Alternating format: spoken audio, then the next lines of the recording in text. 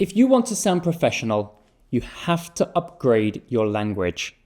Now, today, we're just going to focus on your verbs. So here's today's lesson plan. Part 1 will be my list of professional verbs. Verbs that I use day to day in business English.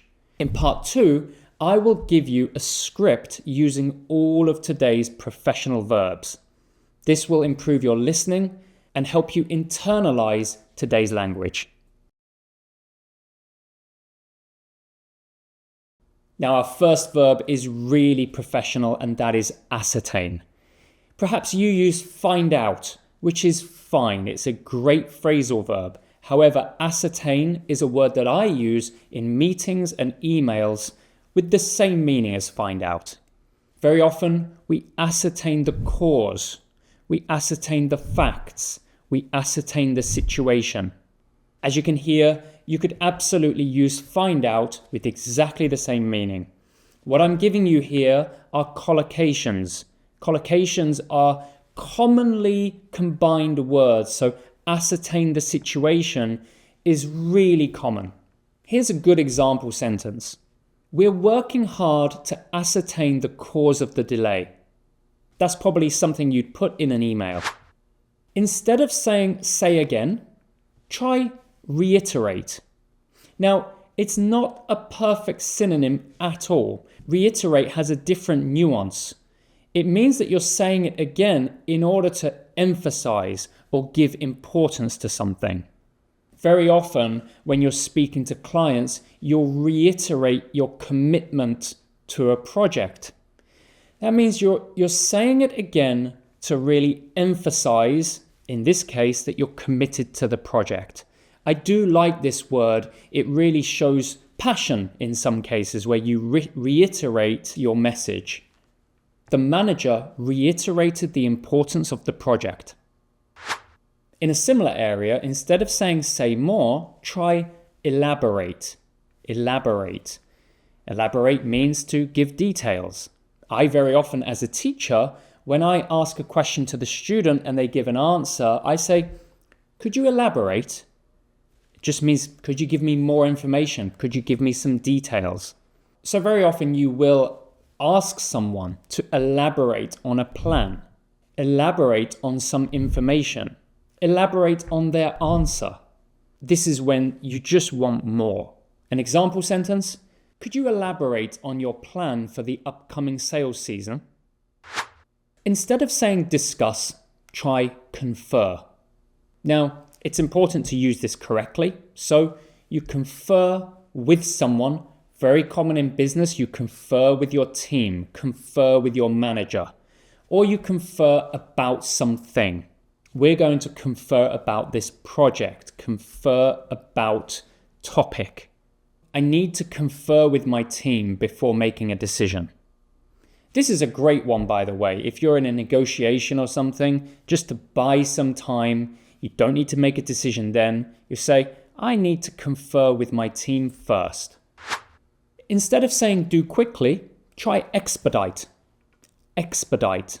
This does just mean to do something quickly, to make it happen more quickly. However, I think this is important to know that we use this for process. So rather than saying, hey, can you expedite that coffee? No, you wouldn't say that. But when you talk about a process, such as a payment process, a delivery process, an approval process, this is so common for saying we're going to expedite that. We're going to make it happen quicker. So here's a good example. We'll expedite the delivery to make sure it arrives by the end of the week. This is something I experienced when I worked in trade. I would often say we're going to expedite the delivery. That means we're going to make it happen quicker. We'll make sure it goes out as quickly as possible. Now, the next one is handle.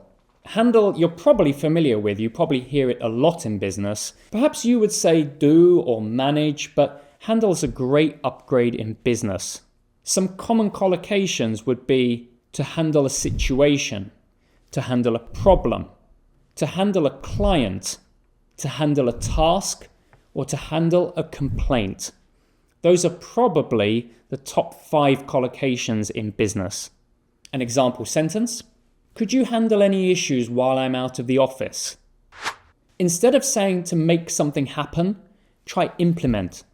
Implement.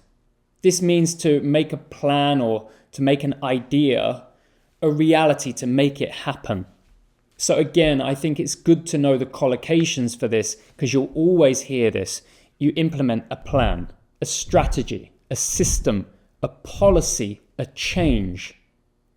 Those are probably, again, the top 5 collocations in business.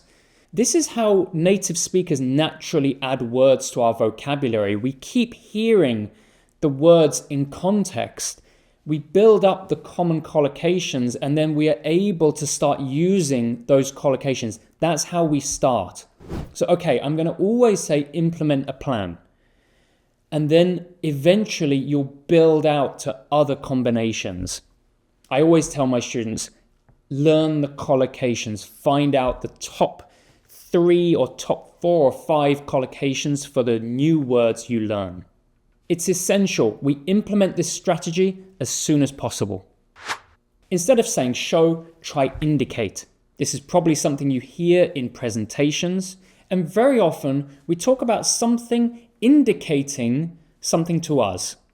So for the most part, it's going to be data or information, something from a slide in your presentation, indicating, showing us some important takeaway.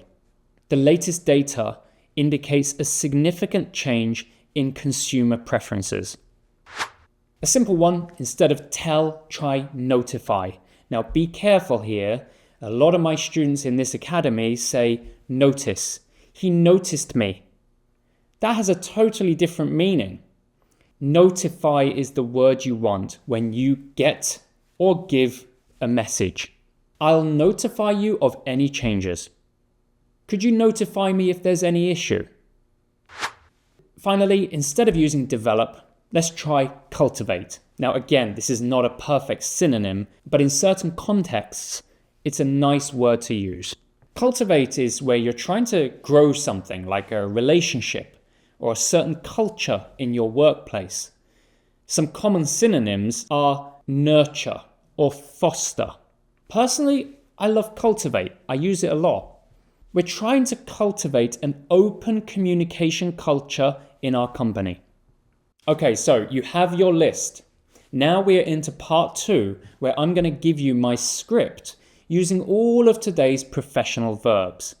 I'm going to read this to you, and please put this on and try to internalize it. Just sit there, listen out for all of the verbs you heard in today's list, and think about how you will use it in your next email, negotiation, or meeting.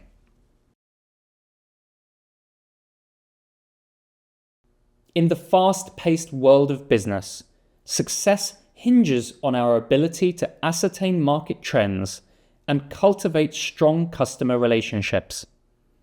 Engaging with clients regularly helps companies indicate their commitment to quality service and elaborate on how they can be solution providers.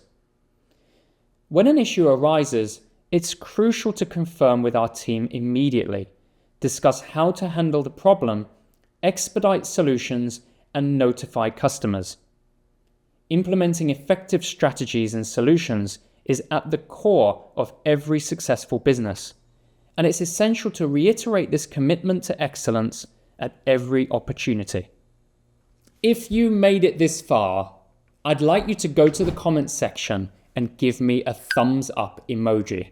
This lets me know who is committed to upgrading their English and getting ready for global business.